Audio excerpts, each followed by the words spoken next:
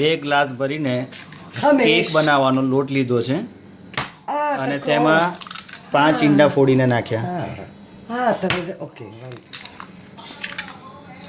1 2 3 4 5 અને સાથે સાથે ખાટા સફરજન કાપ્યા છે.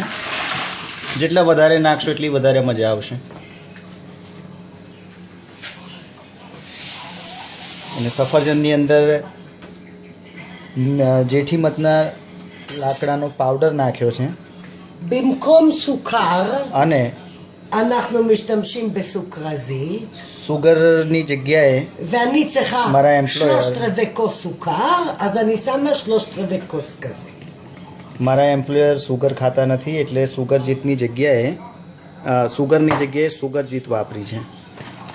במקום 2 કોસ લીધા છે પાવડર એટલે 1 કોસ સુગરજીત નાખી. 1 ગ્લાસ તેલ પણ વાપરીશું, ઓઇલ. חצי כוס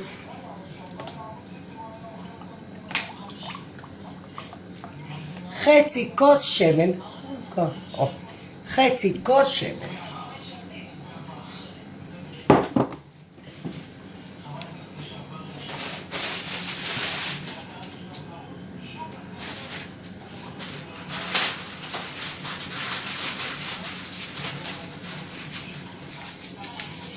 સુગંધ અને ટેસ્ટ માટે એમાં સુગર વનીલા પણ ઉમેરીએ છીએ.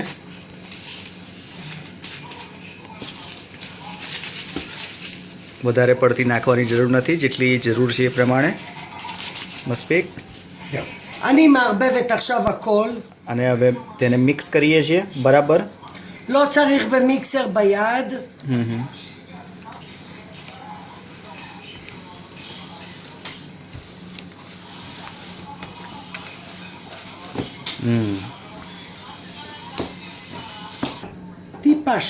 טיפה שמן.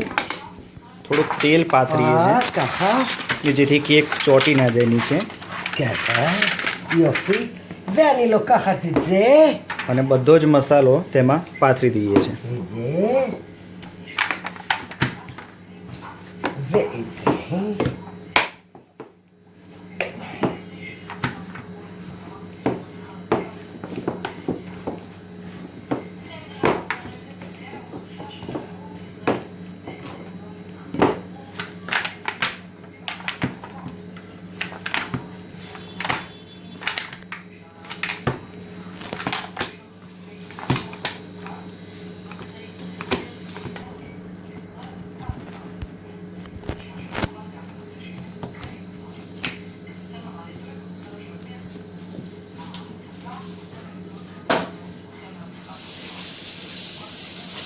אני מערבב את הכל, שיהיה קינמון, הכל, הסוכרזית, הקינמון, ואני מתחילה לסדר. અને જેઠીમધના લાકડાના પાવડર અને સુગરજીત મિક્સ કરેલા સફરજનને કેકના લોટ ઉપર પાથરી દીધા છે.